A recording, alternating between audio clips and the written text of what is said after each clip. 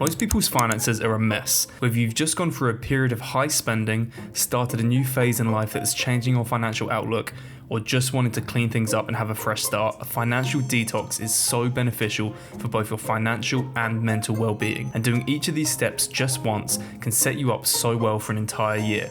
So let's start off with step 1, which is to cleanse. The financial cleanse is all about taking a hard, honest look at your finances and eliminating anything that isn't serving your financial goals. Think of it as a spring clean for your money. This process involves 3 key actions: evaluating your spending, decluttering your accounts, and simplifying your financial commitments. First, let's evaluate your spending. Gather all of your bank statements, credit card bills, and receipts from the past year and visualize them. According to a survey by Intuit, an astonishing 65% of Americans are unsure about how much they spent last month. Using a budgeting app or a simple spreadsheet to categorize your expenses, look for patterns.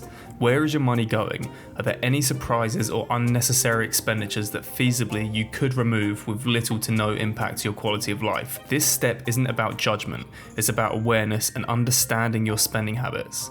Next, declutter your accounts. Many of us have old bank accounts, unused credit cards, or forgotten subscriptions.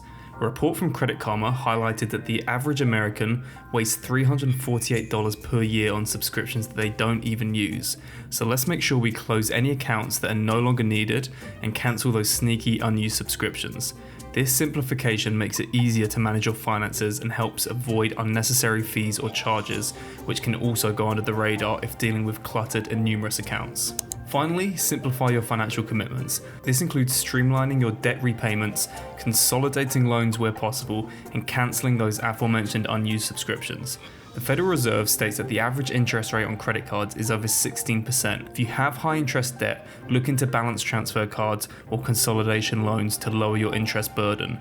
The goal here is to reduce the complexity of your financial obligations, making them more manageable and less stressful. At this stage, you should have a pretty clear picture of the inflows and outflows of your accounts every month, but this is just the tip of the iceberg. Let's now move on to step 2, which focuses on the mental side of the financial cleanse. Firstly, let's address decision fatigue. This occurs when numerous daily decisions we make deplete our mental energy, leading to poorer choices later on, especially regarding financial matters. A study in the Journal of Consumer Research found that decision fatigue can lead to impulse spending and less optimal financial choices in general. To combat this, we'll look at ways to simplify your financial decision-making process, starting with automating. This is the most obvious solution to the decision fatigue scenario. Automating your finance from bill payments to savings can significantly reduce the number of decisions you need to make, thereby conserving your mental energy. For instance, setting up automatic transfers to a savings account or investment fund can ensure that you're consistently saving without having to decide to transfer money each time.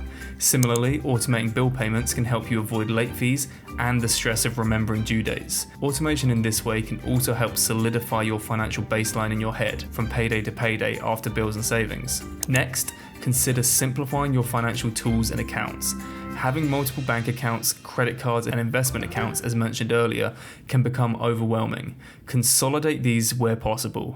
A study by the National Endowment for Financial Education found that a simplified financial life can lead to increased savings and reduce financial stress. Close unused accounts and choose financial management tools that integrate various aspects of your finances into one platform.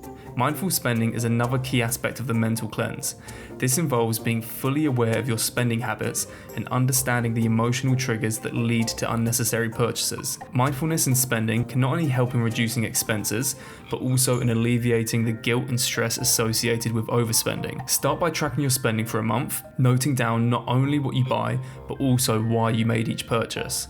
According to a study in the Journal of Marketing Research, mindful consumers tend to experience less buyer's remorse and more satisfaction in the long run from their purchases. The next step is where I believe people are truly missing out on one of the simplest ways to remove financial stress, and this is creating a financial buffer. An emergency fund can act as a safety net and reduce anxiety related to unforeseen financial emergencies. The peace of mind that comes from knowing that you are financially prepared for unexpected expenses is invaluable. Financial advisors typically recommend having 3 to 6 months worth of living expenses in an easily accessible account. This fund should be separate from your regular savings and only used for genuine emergencies. Next is engaging in financial self-care.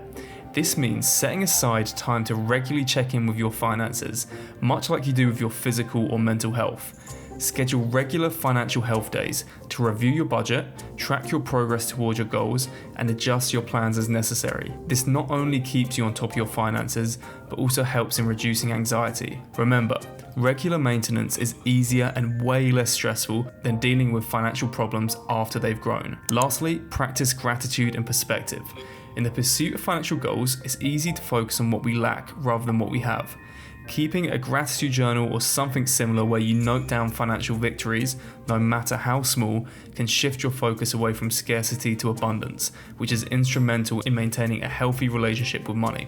I appreciate some of this advice is a little different from many videos on the topic. So to summarize and conclude on the mental cleanse side of the detox, a mental cleanse in finance is about creating systems and practices that reduce stress and anxiety and promote a healthier, more positive approach to managing money in the long term. It's about making finance part of your self-care routine, just like going to the gym or therapy. This way, things never get out of control and you'll have a far easier time dealing with the mental stress of your finances that inevitably will occur. The next step runs through a number of really useful frameworks that synergize with the previous two steps.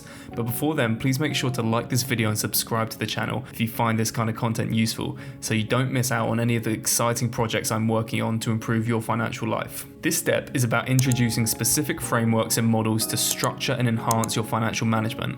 These tried and true methods are not just theoretical, they're practical tools that can revolutionize the way you handle your finances. Number one is the 50-30-20 budgeting rule.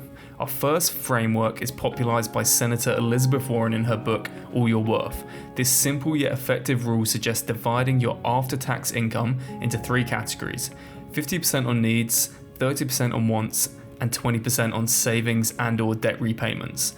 This framework is backed by the ease of its applicability, as noted in a study by the Journal of Consumer Affairs, which found that individuals who followed this exact rule experienced a higher rate of financial well-being and less stress related to managing finances. Next is the debt snowball method, championed by financial expert Dave Ramsey. This method involves paying off your debts in order of largest to smallest, regardless of the interest rates. The idea here is psychological momentum.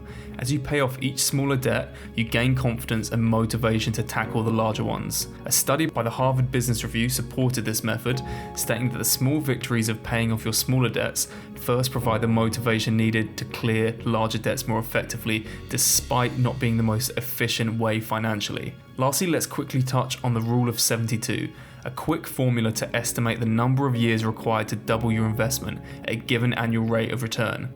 For instance, if your investment has an 8% return, it would take approximately 9 years to double. 72 divided by 8 equals 9. This rule, though simplistic, provides a handy way to understand the impact of compounding interest and helps in making informed investment decisions. The last and most important step is to create a budget.